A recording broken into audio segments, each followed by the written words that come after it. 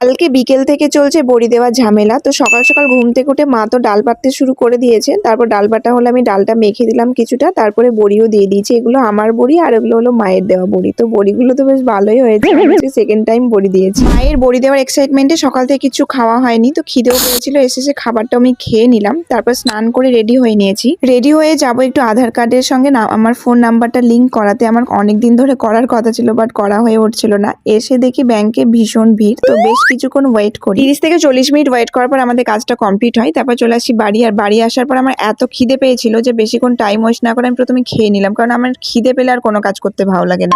বিকেলে তো আমি বসেই ছিলাম, তো দেখি দুষ্টুটা এসেছে। তো আসার পথে নিয়ে এসছে সাথে ভেজিটেবল চপ সবার জন্য। তো মুড়ি আর ভেজিটেবল চপ খেয়ে নিলাম সন্ধ্যেবেলায় সবাই মিলে। তারপর বেশ কিছুক্ষণ আড্ডা দিলাম আমরা সবাই। তা তো আমাদের কন্টিনিউ চলছিল, বাট মাঝখানে দেখি দিদি আর মা ঘুমিয়ে গেছে, আর এদিকে আমি আর রুহি জেগে রয়েছি। তো এখন হলো রুহি দুঃখের পালা, রুহিকে বাড়ি যেতে হবে। চলো টাটা, দেখা হচ্ছে নেক্সট।